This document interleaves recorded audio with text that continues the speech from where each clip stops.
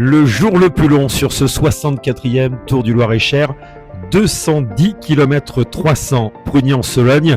Pruneau-en-Sologne, encore la foule ce matin au départ de cette 4e étape donnée par Jeannie Lorjou, maire de Romorantin-Lanthenay, président de la communauté de communes du Romantinet et du Monestois, et Aurélien Bertrand, maire de Prunier, qui nous accueille pour le départ de cette 4e étape. Toujours Niklas Larsen avec le maillot orange de leader et 44 secondes d'avance sur Silas Koch, le coureur allemand de la Lotto Kernos.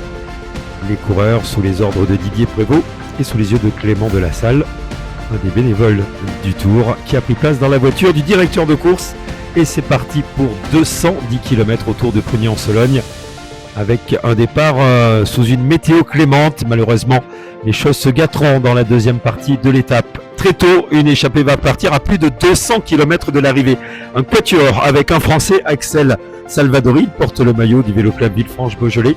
Nous retrouvons la présence d'un coureur allemand, comme chaque jour, Miguel Endemann, le coureur de l'équipe nationale d'Allemagne.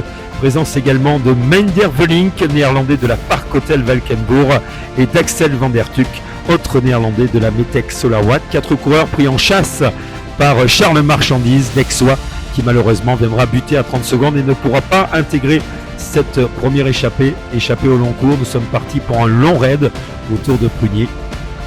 Les coureurs qui vont prendre 1, puis 2, puis 3, puis 4 minutes d'avance, même si le peloton entretient la poursuite avec l'équipe du leader, aidée par les équipes de sprinters, la Mazotse Serki ou encore la formation ATT qui a gagné hier avec Marceli Bugolowski et qui veut peut-être regagner aujourd'hui. Les 4 continuent leur périple.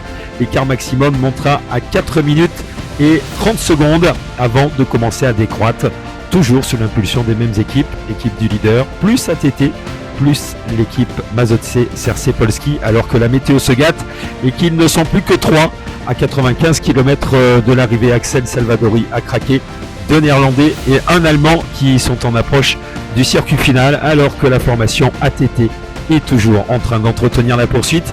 Les 3 qui vont rentrer avec une grosse minute d'avance sur le circuit final. Ils ont perdu quasiment les 3/4 de leur avance dans les 50 derniers kilomètres. Les 3 tentent de résister, mais le peloton se rapproche de plus en plus. Finale marquée par une chute comme ici, juste avant l'emballage final. Et Marceli Bogulonski, encore lui, va venir s'imposer avec une facilité déconcertante. 2e victoire en 2 jours pour le Polonais d'ATT Evenement. Tim Marsman 2e va venir chercher des bonifications. Niklas Koch, lui, est désormais 3e à 46 secondes. Le duel a sans doute commencé entre Niklas Larsen, puisque le vainqueur 2023, Tim Marsman, est revenu ce soir à 40 secondes.